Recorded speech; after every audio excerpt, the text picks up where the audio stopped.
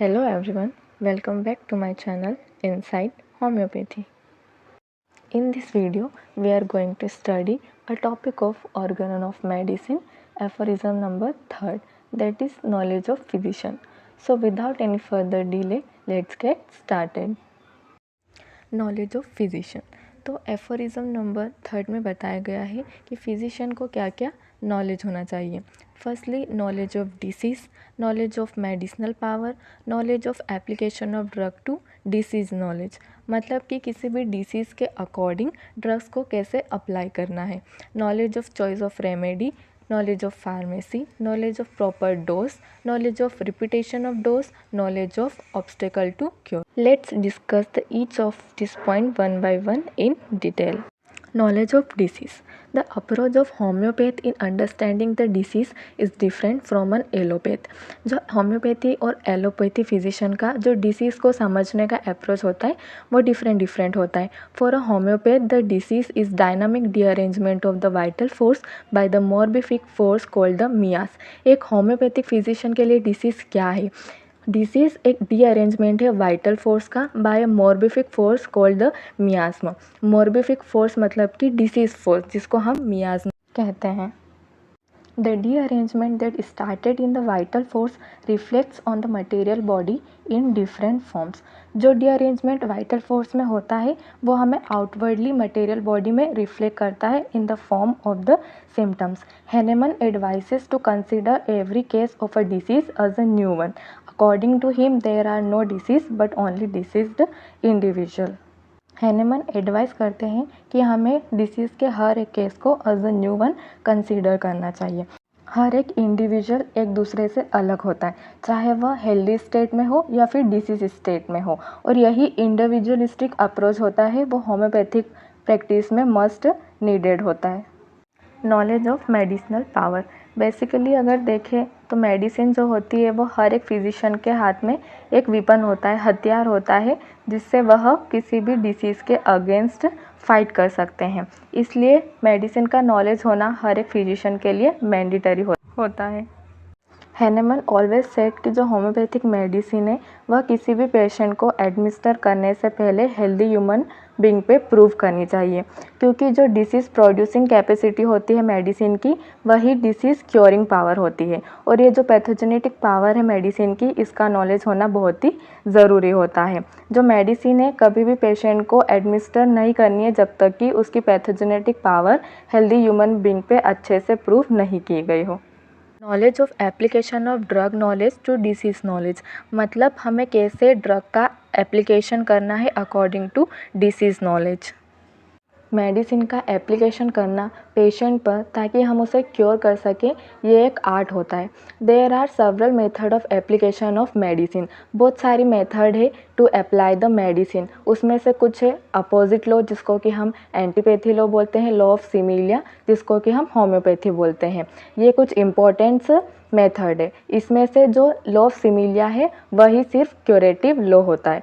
Hahnemann ने कहा है कि अगर हमें highest ideal of cure achieve करना है तो हमें कुछ बातों का ध्यान रखना पड़ेगा जिससे कि हम पेशेंट को क्योर कर सकते हैं, जैसे कि सिलेक्शन ऑफ प्रॉपर रेमेडी। हमें एक प्रॉपर रेमेडी सिलेक्ट करनी है, उसके साथ साथ उस रेमेडी की प्रॉपर पोटेंसी सिलेक्ट करनी है, एज वेल एज हमें proper repetition of the remedy का भी ध्यान रखना है। अगर हम इन सब बातों का अच्छे से ध्यान रखेंगे तो हम हाईएस्ट आइडियल ऑफ क्योर को अचीव कर पाएंगे। Knowledge of choice of remedy. Law of single remedy homeopathy का एक फंडामेंटल लॉ है। होम्योपैथिक प्रैक्टिस में सिंगल रेमेडी सिलेक्ट करना इम्पोर्टेंट तो है, लेकिन उसके साथ साथ एक डिफ़िकल्ट टास्क भी है। केस टेकिंग के दौरान फिजिशियन को पेशेंट के ऐसे सिम्टम मिलते हैं जो कि मटेरिया मेडिका की बहुत सारी रेमेडी में मिल जाते हैं, लेकिन मोस्ट सिमिलिमम रेमेडी सिलेक्ट करने के लिए हमें वो सिम्टम देखने हैं जो उसमें मोस्ट सिमिलर है और पिक्यूलर है। Knowledge of pharmacy. एक जेन्युइन रेमेडी एडमिनिस्टर करने के लिए फिजिशियन को फार्मेसी का नॉलेज होना बहुत ज़रूरी है। मेडिसिन कैसे प्रिपेयर होती है उसकी एग्जैक्ट और केयरफुल मेथड का नॉलेज होना फिजिशियन के लिए मैंडेटरी होता है।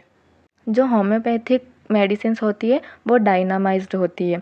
जैसे कि जो ड्राई मेडिसिनल सब्सटेंस है वो ट्राइचुरेशन की प्रोसेस से डायनामाइज होते हैं और जो लिक्विड मेडिसिनल सब्सटेंस है वो सक्शन की प्रोसेस से डायनामाइज होते हैं।